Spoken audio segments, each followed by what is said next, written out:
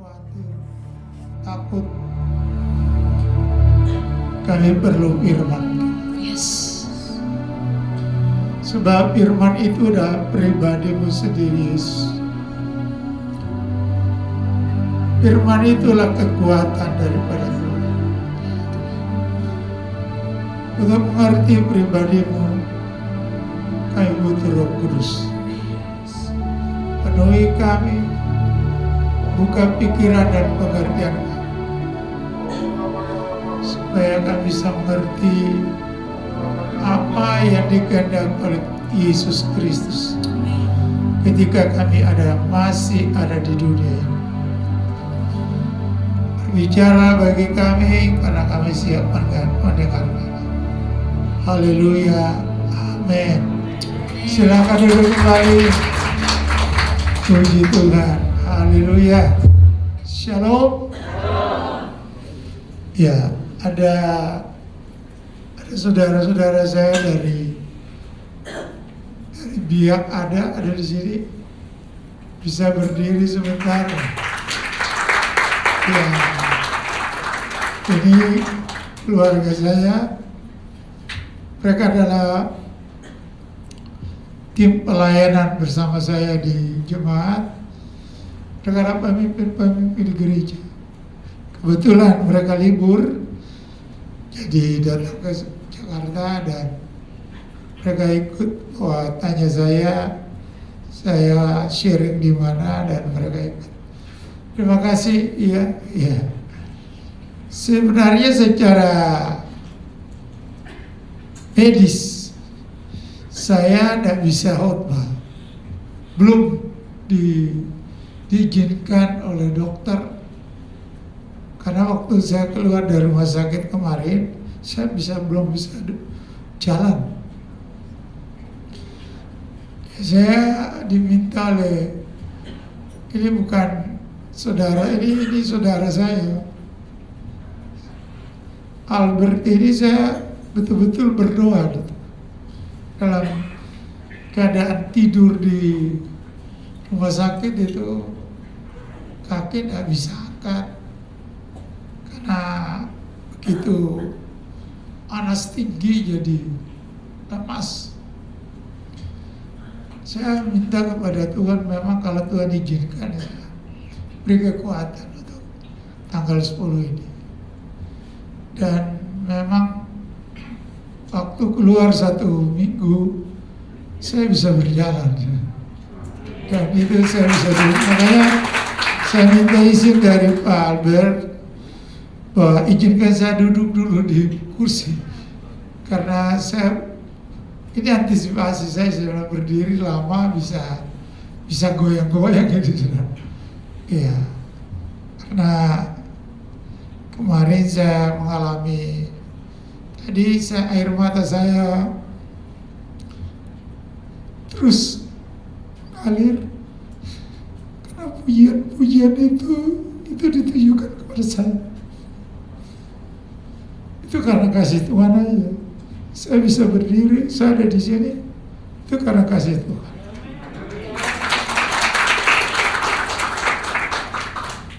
Dua bulan saya ada di rumah sakit, dan itu kalau bukan Tuhan, saya benar-benar, dokter sudah vonis. Jadi sebelum saya sharing, saya bersakit dulu.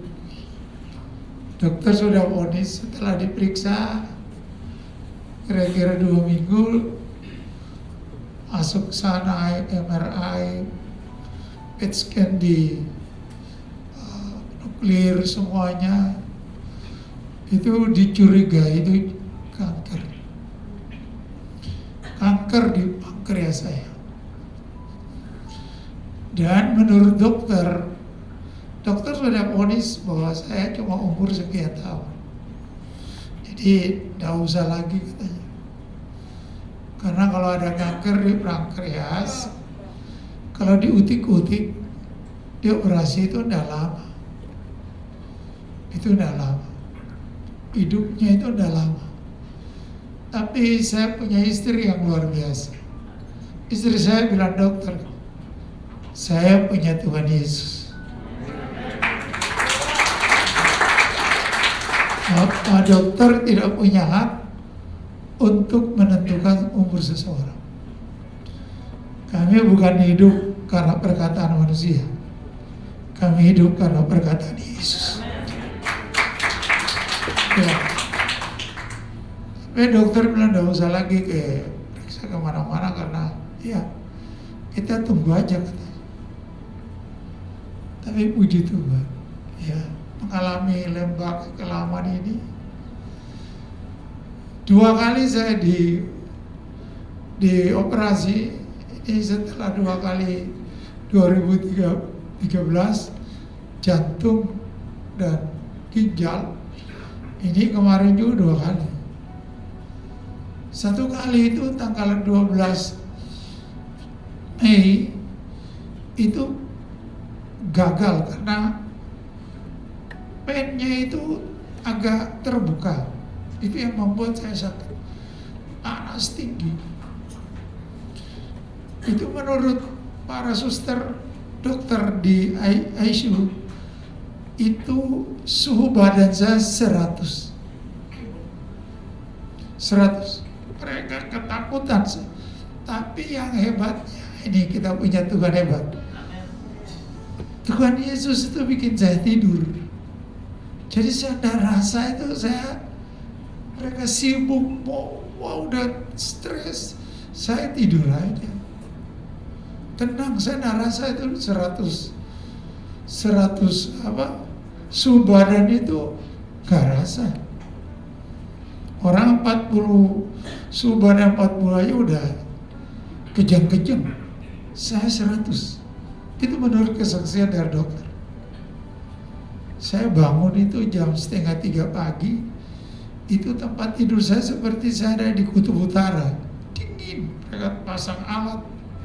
Saya bilang, dokter ini kita udah mau dingin, sudah mau beku ini. Orang dokter bilang, Bapak Gembala sudah bangun ya. Puji Tuhan katanya.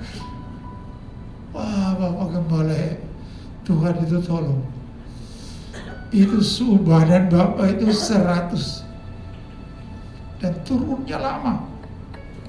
Sebenarnya saya tidak rasa. Itu hebatnya Tuhan Yesus. Tepuk tangan bagi. Ya, jam 3:30 itu setelah diukur, saya udah bangun diukur, itu sudah 38. Dan sampai pagi normal lagi. Jadi itu luar biasanya Tuhan. Makanya tadi lagu-lagu itu, terima kasih pemimpin puji. Itu ditujukan bersama. Itu karena kemurahan Tuhan. Bapak Ibu, kalau ada di lembah kekelaman, percaya kepada Yesus. Percaya, dengarkan baik. Saya sering khotbah dan saya mengalami pertama itu operasi 2 kali. Tapi sekarang operasi yang kedua, yang 2 kali ini, itu saya mengalami Yesus itu nyata. Setiap dokter kasih statement, Kristus Yesus bicara kepada saya, tidak akan pernah terjadi bagi kamu, karena kamu adalah kemah. Tidak ada pisau yang dapat masuk melukai kamu. Cukup, sudah tahun 2013. Sekarang saya tidak izinkan. Itu saya bingung siapa yang bicara ya. Saya tidak percaya. Tapi setiap kali itu baru saya ngerti bahwa Tuhan itu ada dengan kita. Makanya tadi lagu tadi, ketika kau ada di lembah, kau bukan sendiri, ada Kristus. Jangan pernah takut. Operasi pertama itu gagal, itu bocor, itu yang membuat luar biasa menderitanya. Akhirnya di operasi kedua tanggal 17 diganti ulang. Coba bayangkan diganti ulang. Apa ini, tubuh ini udah kayak apa? Udah dipasang kiri kanan di dalam. Iya. Jadi dengar, saya cuma mau beritahu, Wah, Yesus itu hebat. Yesus itu hebat. Tidak pernah sia-sia kamu percaya Yesus. Dengarkan baik-baik. Jangan sedikit pun karena persoalan saudara mundur. Yesus tahu semua persoalan kita. Dan dia berikan Roh Kudus. Dan Roh Kudus selalu bicara dengan saya. Saya bicara dengan Roh Kudus seperti teman. Saya kaget karena ketika Roh Kudus, Yesus bicara saya, Bram, kamu itu sahabat saya. Benar-benar, kamu itu sahabat. Kamu itu teman. Kamu sahabat. Kamu itu kekasih saya. Saya tidak akan pernah izinkan satu pisau kata dokter itu masuk. Tidak. Nah, saya tidak akan izinkan. Tapi besok paginya saya telepon Bapak rohani saya. Dia bilang, Bram, kau tahu nggak? Itu persis yang diberitahu oleh Tuhan kepada saya. Abraham, kamu tahu? Tidak kebetulan kamu nama Abraham. Itu Yesus itu sahabatmu. Saya nangis. Karena tadi malam Tuhan bilang saya itu sahabat. Dia itu sahabat saya. Pastikan dalam hidupmu bahwa kau bersahabat dan kau punya Yesus itu adalah kekasih kamu. Itu pastikan. Itu bukan main-main. Bukan. Itu nyata. Saya bilang istri saya kalau doa panjang. Saya bilang istri saya, setiap yang kamu doa itu Yesus sudah bicara dengan saya. Jadi saya tidak rasa takut sedikit. Saya tidak rasa takut. Berat badan saya dari 68 kilo turun sampai di bawah 60. 58 sekarang. Saudara bayangkan. Karena operasi itu tidak boleh makan. Saya cuma minum jus saja. Nggak bisa makan. Tidak diizinkan. Karena itu di pankreas. Jadi tidak boleh terlalu memberatkan. Jadi cuma minum jus. Satu hari itu ada 6 kali jus. Saudara bayangkan bagaimana badan dah melorot. Itu terus minum. Saya sambil, aduh dok, ada makanan lain. Jus terus air, bagaimana? Kita bosan juga. Tapi itu, hari ini saya mau sharing.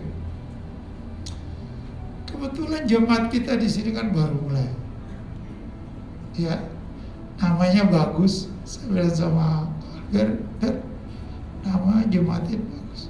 GBI Neo, GBI baru. Amin. Jadi saya mau sampaikan ini melayani dengan paradigma yang baru. Judul daripada sharing saya ini adalah mari kita melayani dengan paradigma yang baru.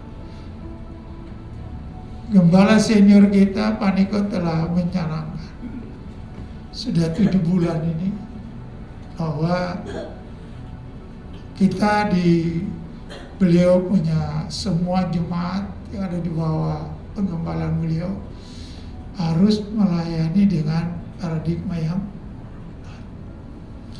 Dan itu betul. Kalau kita tidak melayani dengan paradigma baru, itu kita akan sedikit kesulitan. Apalagi menghadapi persoalan-persoalan. Tidak bisa kita pakai pengalaman kemarin. COVID saja disuruh kita dengan paradigma yang baru menghadapi. Ya normal. Dan kita harus jadikan itu gaya juga. Makanya kita semua pakai masker. Dan akhirnya jadi gaya juga kan? Ya gaya juga. Ya. Nah, ini di dalam Yesaya 43 yang dasar dari beliau punya paradigma itu kan Yesaya 43 bahwa firman-Nya jangan ingat-ingat hal-hal yang dahulu. Jadi kalau Bapak, Ibu, dan saya mengingat kalian dulu, itu masih punya pola pikir atau paradigma yang lama. Masih pakai cara yang lama melayani, itu bukan model lagi. Bukan. Itu Tuhan sudah berubah. Kita yang tidak berubah. Itu persoalannya di situ. Tuhan sudah berubah, kita masih pakai cara lama, berbisnis dengan cara lama, dengan pola yang lama, mengurus istri, mengatur istri, anak, dengan cara-cara yang lama, yang konvensional. Itu udah bukan gayanya lagi. Tuhan sudah berubah, zaman sudah berubah, dan Tuhan yang memegang zaman. Kita masih tetap dengan cara kita yang lama, Tuhan mau suruh berubah. Jangan mengingat hal-hal yang dahulu. Disuruh lupakan. Coba lihat kiri kanan, lupa. Haleluya. Ya. Dan jangan perhatikan hal yang dari zaman yang purbakala. Kita kalau bicara dulu, Tuhan sudah suruh rubah. Berhentilah untuk mimpi-mimpi yang selalu. Kau tidak akan maju. Tapi saya hari ini mau beritahu bahwa pelayanan dengan paradigma baru, saya mau beritahu dasarnya, itu sebenarnya dimulai dengan ketika kita menerima Yesus Kristus. Itu ketika saudara, jadi bukan baru tahun ini baru diproklamasi oleh Bapak Gembala Senior, tapi paradigma baru kita itu dimulai, diawali dengan ketika kita menerima Yesus sebagai Tuhan. Itu paradigma kita berubah di situ. Orang Kristen tidak sadari bahwa sebenarnya paradigma kita sudah dirubah ketika kita menerima Yesus Kristus sebagai Tuhan dan Juru Selamat. Ya. Jadi saya tulis bahwa sebenarnya paradigma baru terjadi dalam kehidupan orang percaya sejak dia menerima Yesus Kristus sebagai Tuhan dan Raja. Dalam arti bahwa kita harus menghidupi karakter yang nyata di dalam kehidupan sehari-hari, karakter Kristus. Jadi bukan kita percaya Yesus begitu saja. Oh iya, Yesus Tuhan. Iya, tapi kita ada hidup di dalam gayanya. Itu yang bahaya. Jadi saya mau baca ayat ini, mungkin kita selalu baca nanti kalau hari Natal, ya, Natal. Baru ayat ini selalu muncul. Tapi perhatikan, saya mau baca ini dasar pertama di dalam Lukas 2. Tolong ditayangkan Lukas 2 ayat 10 sampai dengan ayat 14. Ya. Lukas pasal 2. Itu sebenarnya perhatikan kalimat-kalimat, karena kita kurang baca Alkitab. Kalau kita baca Alkitab, kita suka bacanya begitu saja, nggak boleh. Kita harus seperti orang-orang di Berea, jemaat di Berea. Bahwa mereka baca Alkitab, mereka menyelidikinya. Mereka merenungkannya, sehingga mereka pintar, mereka ada dan mereka disebut orang baik. Ya. Di sini katakan nih, lalu kata malaikat, dengarkan ini. Matius, Injil Matius itu mengungkapkan kelahiran Yesus, itu mengutip dari Yesaya.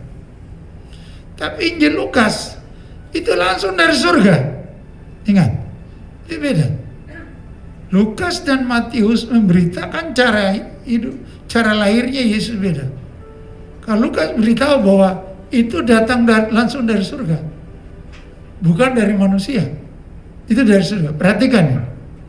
Lalu kata malaikat kepada mereka, jangan takut. Kenapa kita takut? Kita takut rugi kalau bisnis. Kita takut istri nanti lari kasih tinggal kita.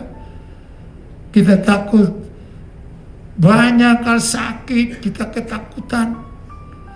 Ya, itu masa lalu. Ini berita dari surga, jangan takut.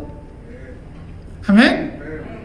Ketakutan itu adalah buah-buah daripada kuasa kegelapan. Itu buah dari kerajaan kegelapan. Ketakutan, khawatir masa depan, khawatir anak-anak, khawatir pelayanan, khawatir bisnis nanti bersaing, tidak. Malaikat bilang, jangan takut. Sebab ini dia. Aku memberitakan kepadamu kesukaan besar. Dimulai dengan sukacita. Amin. Apa yang kau takuti sekarang? Mestinya tidak boleh takut lagi. Amin. Saudara yang sudah terima Yesus tidak boleh takut lagi. Karena ada jaminan. Itu beritanya itu dari surga, bukan beritanya dari manusia. Malaikat yang langsung bilang. Lalu apa yang terjadi? Hari ini telah lahir bagimu juru selamat. Wow. Ya, dengar. Telah lahir bagimu juru selamat, yaitu Kristus Tuhan. Perhatikan, hari ini telah lahir bagimu juru selamat.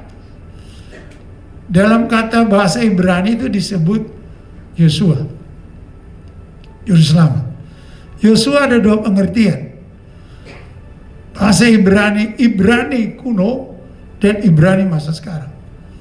Ibrani kuno punya pengertian pertama, Yosua adalah Tuhan ada. Dia hadir. Dan itu yang selalu diterjemahkan di dalam bahasa bahwa dia Immanuel. Dia ada dan menyertai kita. Tapi Yosua dalam satu pengertian yang selalu kita bahwa Yosua adalah penyelamat. Jadi dia ada, dia menyertai kita dan menyelamatkan kita. Salah satunya saya. Amin.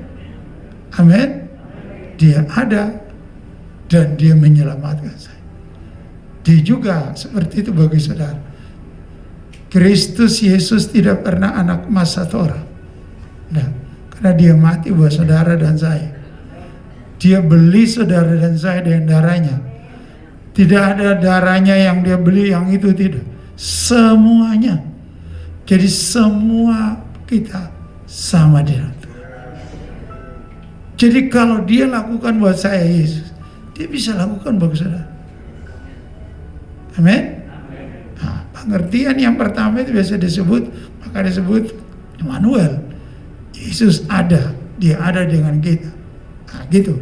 Nah, jadi di sini dia bilang pernyataannya bahwa ada perubahan kekuasaan.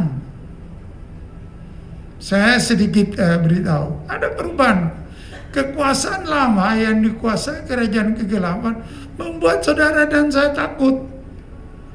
Tapi kekuasaan yang sekarang adalah namanya Tuhan, Kurios, Kristus Tuhan, penguasa baru. Ketika saudara terima Yesus sebagai Tuhan, di dalam diri saudara ada penguasa baru. Yang lama sudah berlalu. Dan penguasa yang baru ini beda. Namanya Kristus Yesus, dia juru selamat. Dia pemimpin Kristus, dia itu pemimpin. Dan dia Tuhan. Sudah bayangkan. Penguasa. Apa yang kita takutkan? Itu yang membuat saya kuat. Itu yang membuat saya kuat.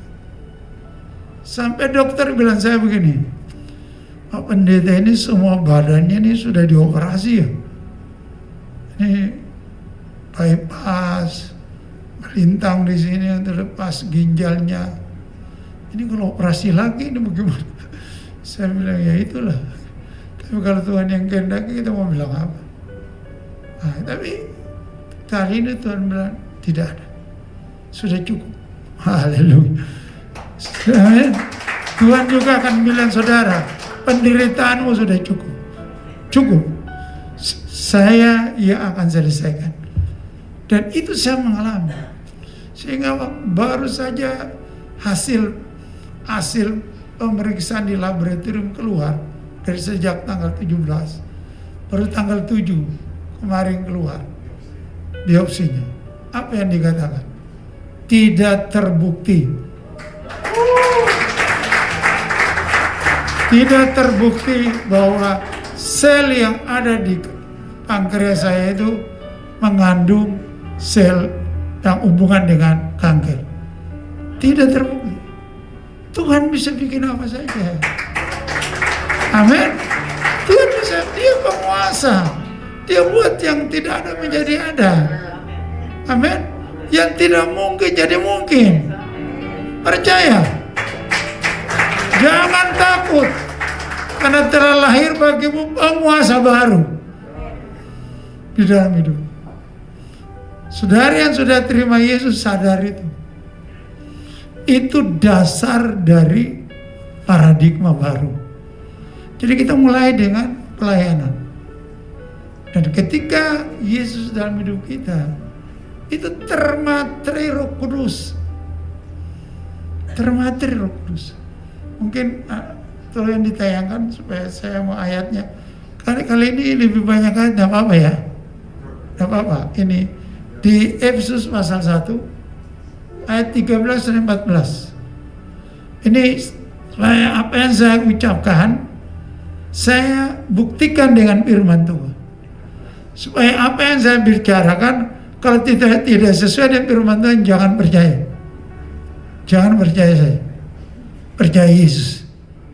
Amin. Nah, di dalam Dia Kristus, kamu juga karena kamu telah mendengar firman kebenaran, yaitu Injil keselamatan.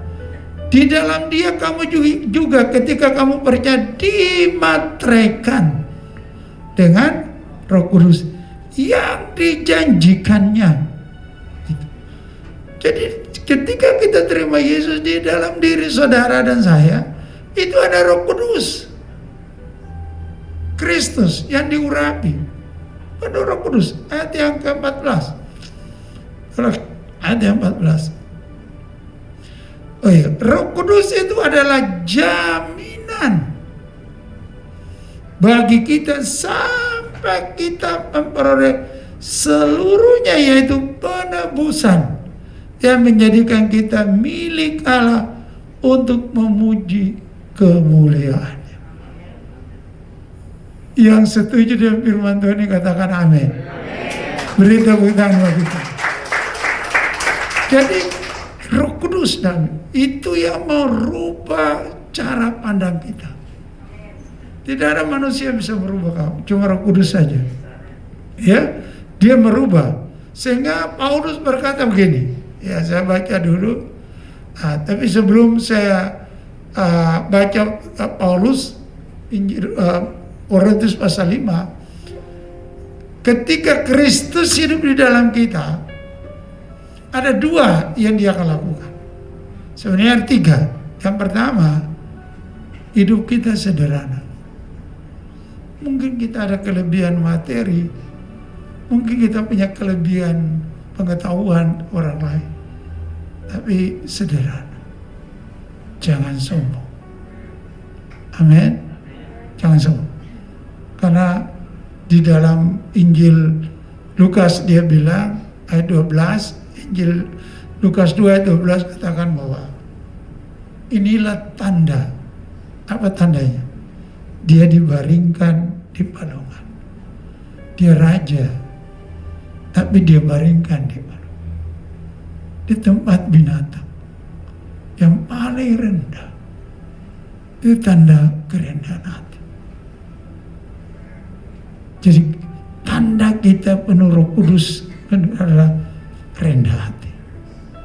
Kalau orang masih sombong, hidup yang lama.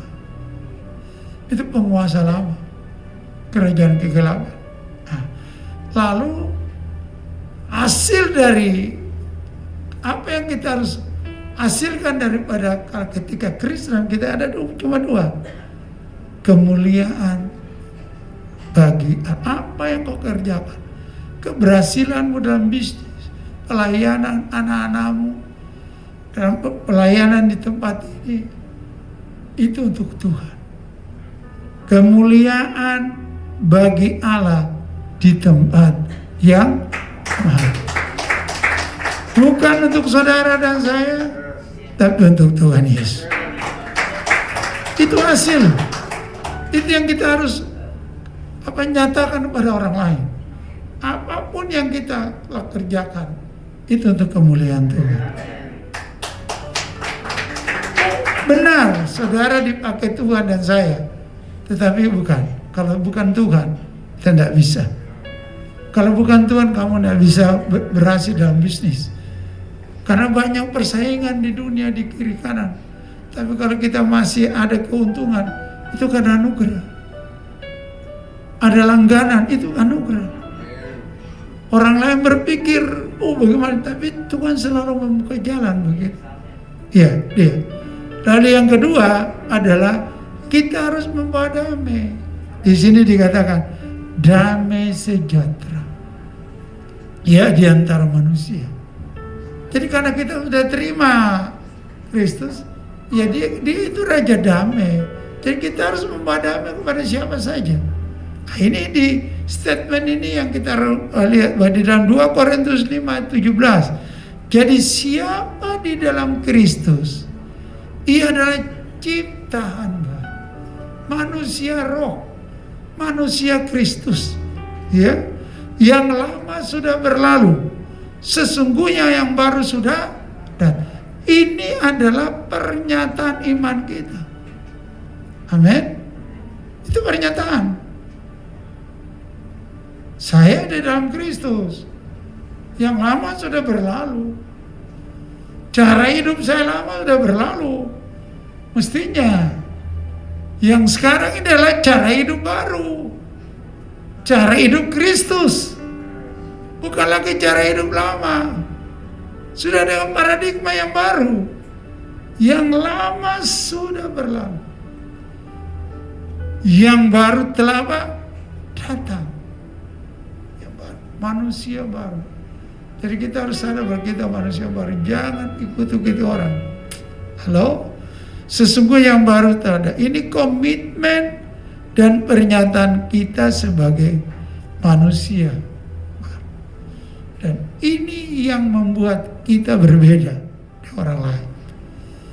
Tidak bisa, kita tidak sama. Kita boleh sama-sama masuk gereja, tapi ini yang membuat kita berbeda.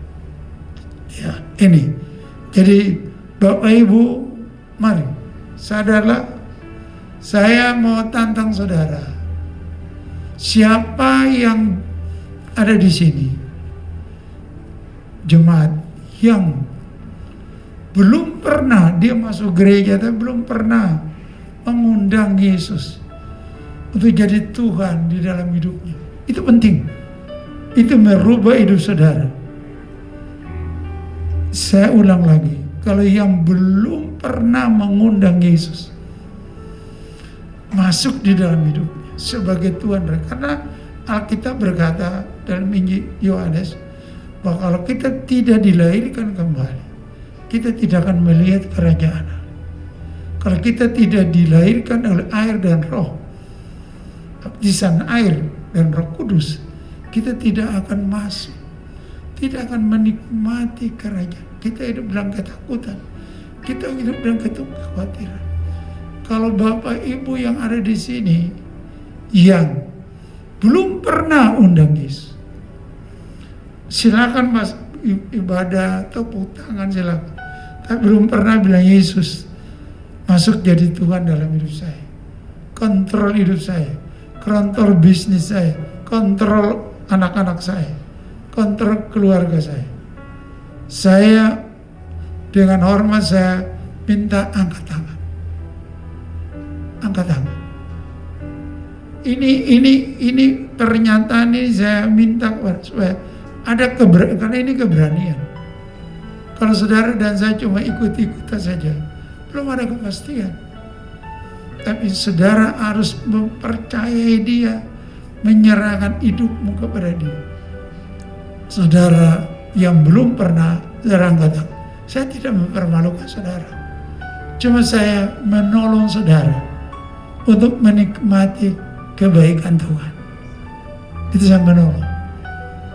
Saya rindu saudara angkat tangan, tidak perlu malu. Angkat tangan. Nanti Pak Albert yang nanti doakan. Saya, karena saya menggembalakan di tempat lain. Tapi ini gembala saudara. Dan saudara kalau malu, nanti selesai ini, saudara lapor.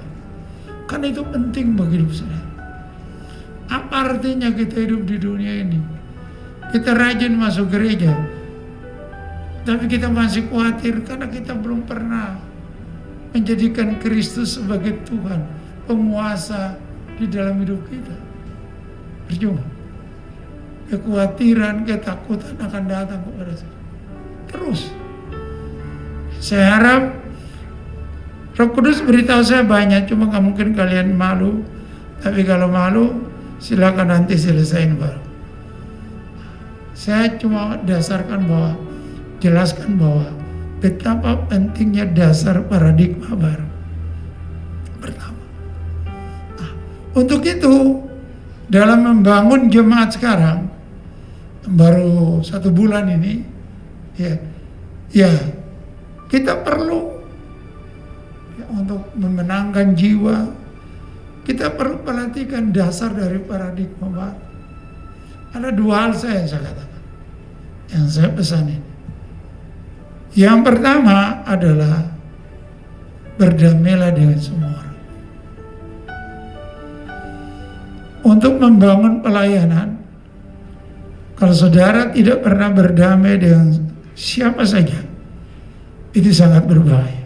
Karena tadi saya bilang ketika kita terima Yesus, kita itu harus membawa damai.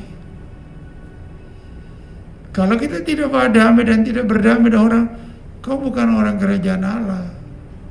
Itu kamu cuma datang ibadah, cuma ikut-ikut saja. Dan itu bahaya. Itu bahaya dalam hidupmu. Nanti sedikit-sedikit persoalan, sedikit-sedikit pergumulan. Ya kita berdoa sampai kata-kata kita sudah mau habis, tak pernah dijawab oleh Tuhan. Ya karena itu. Ya. Di dalam Roma 12 ayat 18, sedapat-dapatnya. Ini bagus, kalimatnya ini bagus. Di dalam Roma 12 ayat 18, sedapat-dapatnya kalau hal itu bergantung kepadamu, berdamailah dengan semua orang. Bukan istri, bukan suami, bukan anak, bukan saja mertua, anak mantu, bukan. Semua orang. Semua orang.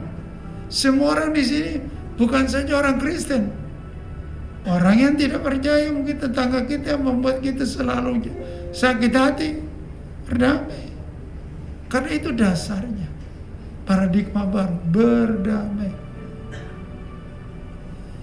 Kalau kita tidak berdamai dengan orang, ya percuma kita masuk gereja. Amin. Ngapain masuk gereja, dapat tidur aja, ikut online. Tak. Berdamai itu inti dari kerajaan Allah. Kristus saja dia mau berdamai dengan orang. Hidupnya dia memperdamaikan kita. Kematiannya di kayu salib memperdamaikan kita dengan Bapa di sorga. Dia mengorbankan dirinya untuk mendamaikan kita dengan Bapa di sorga. Bapa udah benci kita, tapi Kristus rela mati untuk memperdamaikan kita. Maka sedapat-dapatnya. Karena begini, hal itu tergantung pada saudara. Bukan tergantung dari Tuhan. Keputusan ada pada saudara. Mau enggak? Satu saat saya lihat televisi, ada 2 tokoh yang terkenal di dunia, ya, mereka sedang mengajar pelajaran ya di tunnel. Lalu setelah suaminya, istrinya yang melayani. Jadi sementara istrinya mengasih pengajaran, suaminya duduk depan, baru selesai sesinya dia istrinya. Tiba-tiba ada seorang ibu bertanya, ibu, istrinya namanya Catherine. Ibu Catherine, saya mau bertanya dulu, apakah ibu rasa aman dengan suami ibu yang ada di depan itu? Saudara bayangkan, apakah ibu rasa aman dengan dia? Catherine, dia berhenti sebentar, ibu ini. Saya nonton televisi, saya lihat, waduh, pertanyaan ini menyudutkan ini. Ya, dia bilang, oh bukan dia, saya yang menentukan. Saya mau berdamai dengan dia, itu bukan dia menentukan saya, tapi saya yang menentukan. Saya berdamai dengan siapa, itu urusan saya. Karena apa? Yesus sudah berkata, damai sejahtera yang kuberikan kepadamu berbeda dengan dunia berikan. Jadi saya punya keputusan berdamai dengan dia. Walaupun hidupnya, ya dia hamba Tuhan tidak seperti yang itu, tapi saya tetap berdamai dengan dia. Karena saya berdamai dengan dia, dan saya punya kebutuhan hidup dengan dia sampai maut. Saudara bayangkan. Jadi berdamai dengan orang itu keputusan saudara dan saya. Saudara bayangkan, kalau kita sedang berdoa, kalau kita lihat Pak Niko punya visi untuk memenangkan ribuan orang, satu. Kedua, ada kebangkitan generasi Yeremia yang mati-matian, yang mempertahankan kekudusan hidup. Ya. Yang ketiga, supaya Pantekosta ini, api Pantekosta ketiga ini bisa mendunia. Ya. Keempat, supaya Yesus datang. Pertanyaannya, waktu Yesus datang kita belum berdamai, kita ngomong, mau ikut Yesus? Nggak akan pernah. Nggak pernah. Lalu kalau kita tidak unity dengan teman-teman dalam pelayanan, karena visi yang dikatakan oleh Pak Niko itu bukan untuk Pak Niko, dimulai dari jemaat ini, memenangkan jiwa. Untuk siapa? Bukan Pak Niko, untuk Tuhan di jemaat ini. Amin. Nah, itu memenangkan generasi muda yang bangkit, generasi muda yang bangkit di jemaat. Api Roh Kudus itu dia menyebar, dimulai dari jemaat kita, baru keluar. Jadi kalau kita tidak berdamai dengan orang dalam unity berdoa, ya tidak mungkin. Makanya Tuhan bilang, kalau hal itu terdapat bergantung kepadamu. Bergantung ya, berarti kau yang menentukan, bukan Tuhan. Berdamailah dengan semua orang. Bahkan Ibrani kata berusaha hidup damai dengan semua orang. Kejarlah kekudusan. Kedamaian itu ada hubungan dengan hidupnya kudus. Sebab tanpa kekudusan tidak seorang pun melihat Tuhan. Tanpa saudara berdamai dengan, tidak akan pernah lihat Tuhan. Lalu apa yang kita buat di dunia ini? Apa yang kita lakukan di jemaat? Kita melayani, ya namanya buruk kasar, paksa. Bukan dengan hati yang tulus. Sikap berdamai itu karakter Tuhan Yesus. Amin. Itu penting.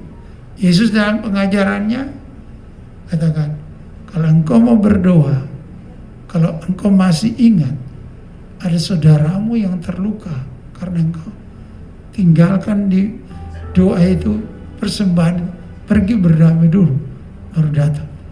Berarti Tuhan itu pentingkan damai. Tuhan itu pentingkan pengampunan. Mulai, saudara, pikirkan siapa yang masih belum saudara ampuni. Pikirkan baik-baik. Amen. Ini penting buat saudara. Ini penting buat ini dalam pelayanan pengembangan. Ini gereja ini akan jadi besar. Percaya? Percaya? Baru 1 minggu aja, 1 bulan aja sudah banyak banget. Ini baru 1 bulan, 2 bulan, 3 bulan. Nanti saudara lihat, kalau saudara hidup berdamai dan semua dengan hati saudara, Tuhan akan lakukan pekerjaan. Ya, percaya. Alkitab berkata dalam Kisah Rasul pasal 2, mereka disukai orang. Dan tiap hari Tuhan menambahkan jumlah. Kenapa mereka disukai? Karena mereka baik dengan semua orang. Kau berdamai dengan orang, masa orang mau cerita kamu? Kebaikanmu diketahui semua orang. Dan disukai. Sehingga sewaktu saudara bercerita tentang Yesus, mereka datang sendiri karena dia bilang, oh ini orang ini baik. Gitu. Nah, saya baca 1 ayat ini supaya mungkin membuat Bapak Ibu percaya. Karena ini kadang-kadang kita baca Alkitab ini kita suka melewati ayat ini.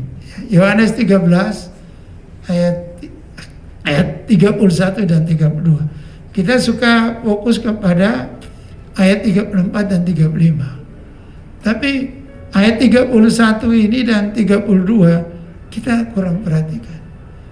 Kalau kita hidup berdamai, kita hidup satu hati, unity, dan saudara lihat, nanti semua visi yang paniko itu akan terjadi jemaat ini. Jiwa-jiwa akan datang. Saudara cukup baik, Tuhan akan bawa jiwa. Bukan saudara yang cari, Tuhan akan bahkan Tuhan percaya saudara. Amin. Jiwa itu Tuhan punya. Ya lihat, ya. Di sini dia katakan nih, sesudah Yudas pergi. Haleluya. Apa pengertian?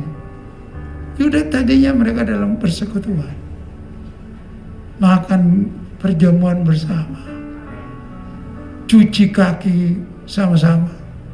Yesus melakukannya. Tapi saudara baca Alkitab, kalau saudara suka ya, ini karena saya sering baca Alkitab, ya sudah ratusan kali lah. Saya selama Yudas ada dengan Yesus, Yesus tidak pernah bicara kemuliaan. Saudara baca Matius, Lukas, Markus, Lukas, Yohanes, tidak pernah. Cuma di dalam Yohanes 13 ini, sesudah Yudas pergi. Apa itu Yudas? Jadi kesombongan, keangkuhan, menganggap diri lebih baik dari orang lain. Itu bukan Yudas, karakternya. Ketika dia tinggalkan, bukan saudara yang bilang pergi, tapi karakter Yudas dari ibu kita tinggalkan. Lalu kita mau bersatu dengan yang lain. Dengan apa kata Yesus? Sekarang. Wah, coba saudara baca. Sekarang kita baca pelan-pelan. Sesudah Yudas pergi, berkatalah Yesus, sekarang anak di nomor 1. Lihat, itu dipermuliakan, diulang-ulang oleh Yesus ketika Yudas pergi. Kedua, dan Allah dipermuliakan di dalam dia. Terus naik, kalau naik, ya 32. Jika Allah dipermuliakan di dalam dia, Allah akan mempermuliakan dia juga di dalam dirinya, dan akan mempermuliakan dia dengan segera. Dipermuliakan ini ada 5 kali Yesus bilang. Di dalam 2 ayat ini 5 kali. Betapa pentingnya Yudas pergi. Kalau Yudas pergi dalam setiap karakter kita, dengarkan. Bagaimana Yesus dipermuliakan tadi? Malaikat bilang dipermuliakan. Pelayanan di jemaat ini, dengarkan, akan dipermuliakan Yesus. Oh, jiwa-jiwa akan datang. Urapan Roh Kudus akan mulai dari tempat ini. Dengarkan baik. Ada kebangkitan generasi Yeremia di tempat ini. Itu Allah dipermuliakan. Itu Yesus dipermuliakan. Percaya. Ini kunci. Saya waktu di rumah sakit ini karena apa? Ini saya dapat ini di rumah sakit dan saya catat. Bukan baru, bukan sudah lama. Di rumah sakit Siloam. Ini sudah. Yang terakhir, menghormati atau menghargai orang lain. Yang kedua berdamai, yang pertama berdamai, yang terakhir menghormati atau menghargai orang lain. Dalam kebersamaan kita terapkan itu. Ya, di dalam saya baca ayatnya saja baru kita selesai. Sebalik di dalam Filipi pasal 2 ayat 3b sampai 9. Nanti saudara kita baca ayat ini, nanti saudara lihat ada hubungan dengan dipermuliakan. Ya, dengan tidak mencari kepentingan. Saya mulai baca dari bagian B. Sebaliknya, hendaklah dengan rendah hati seorang menganggap yang lain lebih utama daripada diri. Saya tadi katakan, mungkin kamu lebih punya materi lebih banyak dari yang lain. Waktu kita kumpul bersama, pengetahuanmu mungkin lebih dari orang lain. Ada yang mungkin kurang pengetahuan, bahasanya juga belepotan dan sebagainya. Tapi Tuhan mau kita menganggap dia lebih utama dari kita. Artinya kita menghargai. Terus berikut ayat yang dan jangan tiap-tiap orang hanya memperhatikan kepentingannya sendiri, tetapi kepentingan orang lain juga. Jadi jangan saudara, kepentingan jemaat, kepentingan jiwa-jiwa. Jangan saudara berdoa untuk saya diberkati saja, saya datang doa puasa untuk diberkati, ditolong. Jangan, orang lain juga. Berikut naik, berikut ayat berikut. Hendaklah kamu dalam hidup bersama. Ini penting. Dalam hidup 1, 2, 3. Hendaklah kamu dalam hidupmu bersama. Suami istri di rumah, para pekerja, saudara punya perusahaan toko, hidup bersama. Ya, saudara punya pekerja itu saudara hidup bersama. Ya, menaruh pikiran dan perasaan yang terdapat juga dalam Kristus. Apa itu? Naik, berikut. Saya baca saja. Yang walaupun dalam rupa Allah tidak menganggap kesetaraan dengan Allah itu sebagai milik yang harus dipertahankan. Walaupun kita lebih mungkin kaya dari orang lain, kita lebih punya kedudukan, tapi dia tidak pertahankan. Dia menghargai, dia menghormati orang lain. Mungkin kita punya talenta 5, tapi yang satu punya 1, 2, kita tetap menghargai dia. Amin. Lanjut. Ini dia nih, kunci. Melainkan mengosongkan diri sendiri dan mengambil rupa seorang hamba dan menjadi sama dengan manusia. Terus naik. Dan dalam keadaan sebagai manusia, ia telah merendahkan diri. Ini yang penting. Dan taat sampai mati, bahkan mati di kayu salib. Salibkan kehidupan dagingmu. Amin. Kalau Yesus mati untuk saudara, dosa saudara dan saya, sekarang kita salibkan kehidupan daging kita. Kebencian, Yudas itu disalibkan. Haleluya. Nah, lalu terus ayat berikutnya saya baca saja supaya itulah sebab, mari kita baca. Itulah sebabnya Allah sangat meninggikan dan mengaruniakan kepadanya nama. Kalau kita hidup seperti Kristus, jemaat ini akan Allah tinggikan.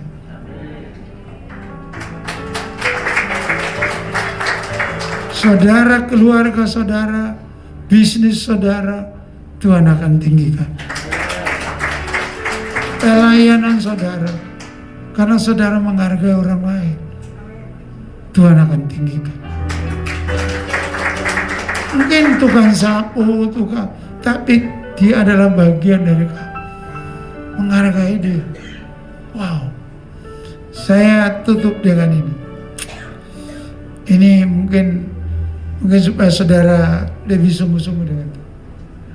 Sebagai hamba Kristus, saya ingatkan para gembala, Albert dengan timnya, para rumah tangga, para pemimpin kul, kalau sudah ada kul, pelayanan anak, pelayanan generasi. Apa yang saya mau ingatkan?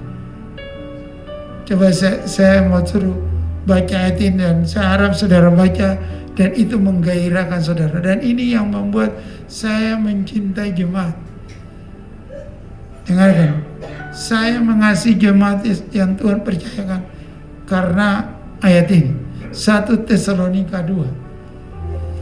1 Tesalonika 2 ayat 19 dan 20. 1, 2, 3, mari kita baca. Sebab siapakah pengharapan kami, atau sukacita kami, atau mahkota kemegahan kami di hadapan Kristus Tuhan kita pada waktu kedatangannya? Kalau bukan kamu, kamu itu siapa? Jemaat. Kamu itu siapa? Keluargamu. Kamu itu siapa? Anggota kulmu. Kamu itu siapa? Generasi yang saudara sedang bimbing. Jemaat. Kamu itu mereka adalah mahkotamu, sukacitamu, pengharapanmu di hadapan Tuhan. Ayat yang ke-20, mari kita baca. 1, 2, 3. Sungguh kamulah kemuliaan kami. Kan kita suka bilang ada beri kemuliaan bagi Tuhan. Kita lupa bahwa jemaat itu adalah kemuliaan dari saudara. Saudara lupa bahwa keluargamu, anak-anakmu itu kemuliaan bagi kamu. Saudara lupa bahwa orang-orang yang kau pimpin di kul, orang-orang yang kau pimpin generasi, itu adalah kemuliaan kamu di hadapan Tuhan. Ini yang menggairahkan saya melayani jemaat dengan sungguh-sungguh. Karena itu mereka itu mahkota kita. Mahkotamu. Halo. Mahkotamu. Anakmu itu mahkotamu di hadapan Tuhan. Jadi jangan sumpah dia sembarangan. Jangan kata-kata dia negatif. Positif. Haleluya. Coba lihat sebelah kiri kanan. Nah, bilang dia, kalau sudah tahu, praktikkan di rumah. Amin. Oh, itu aduh. Saudara, itu kemuliaanmu. Mahkotamu di hadapan Tuhan. Jadi jangan sembarangan. Mahkota. Itu yang membuat saya mencintai jemaat saya, keluarga saya, karena mereka adalah mahkota saya. Ya saudara mau dapat mahkota atau mau menginjil mati-matian, cuma mahkota keselamatan. Ini di hadapan Tuhan itu mahkota apa? Haleluya. Ya, demikian. Ini yang saya mau sharing buat saudara. Dan biarlah semua ini, saya ulang lagi, kalau saudara yang belum buka hati untuk Kristus, segera laporkan ke gembala saudara.